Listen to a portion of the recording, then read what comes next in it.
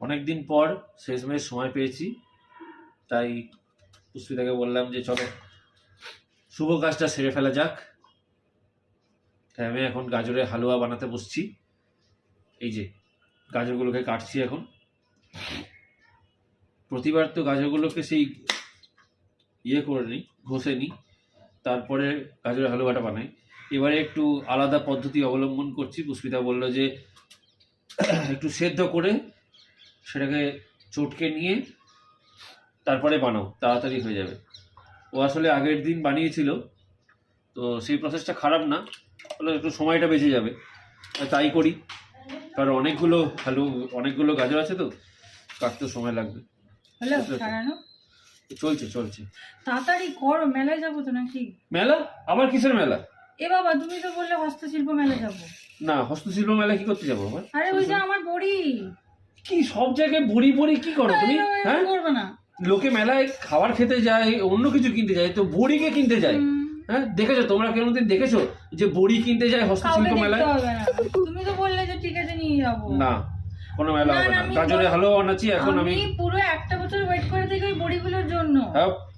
হোক কি, এখন আমি গাজরের হালুয়া বানাচ্ছি, আমি কোথাও তো এটা কতক্ষণ লাগবে? আমার অনেকক্ষণ সময় লাগে। এখন বাজে 4:30, 6টার মধ্যে হয়ে যাবে আশা করি। না, আমি তারপরে কোথাও যাবো না, তারপর বসে বসে খাবো। হালুয়াটা বানাচ্ছি, সেটা খাবো। সে তো বাড়ি থেকে তো হালুয়ার হাত পা নিয়ে চলে যাবে, এসেও খেতে পারবে না। আরে চলো ওখানে। না, আবার কেটে যাবে হাত, একদম ডিস্টার্ব না। যাও। তোমাকে কাবাব খাওয়াবো। না, আমার কাবাব খাবো না, আমি কাবাব খাবো না। যাও কাজ করতে দাও, ডিস্টার্ব করো না তো, যাও সৌগা। এই তো সেদিনকে মামার বাড়ি থেকে আসার সময় মামি বড়ি দিল তোমাকে, ঠিক আছে। আবার জানো তোমরা, রেস্টুরেন্টে খাচ্ছি, মানে যখন ফিরছিলাম তখন তো একটা রেস্টুরেন্টে খেতে বসছিলাম, তোমরা অলরেডি দেখছো না? দেখেছি কি? আচ্ছা, যখন আমরা ফিরছিলাম তখন একটা রেস্টুরেন্টে আমরা খাওয়া দাওয়া করেছি, ঠিক আছে। সেই রেস্টুরেন্টে খেতে বসছে দেখে থালার মধ্যে ওই নকশা বড়ি দিয়েছে। সঙ্গে সঙ্গে দাদাকে বলছে, দাদা আপনার এখান থেকে এই বড়িটা পাওয়া যাবে? সেখান থেকে বড়ি কি চেয়ে এনেছে, ভাবো তুমি। আমি কি মানে লোকের একটা শখ হয় না, তোমার যেরকম মিষ্টি কেনার শখ, আমার বড়ি মানে সঞ্চয় করার শখ আর কি। হ্যাঁ, সেই তো বড়ি তো চেয়েছি, যেন কনসা বলেছি তোমার গর্দানটা আমায় কেটে দিয়ে দাও। গর্দান তো দিয়ে দেবো।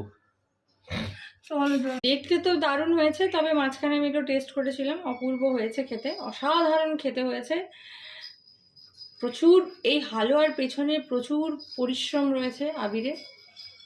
থ্যাংক ইউ গোপীদা, এত ভালো হালুয়া খাওয়ার জন্য, আর আমাকে এই হালুয়ার লোভ দেখিয়ে মেলায় না গিয়ে বড়ি না কিনে দেওয়ার জন্য। তবে আমি তো থেমে থাকবো না, আজকে না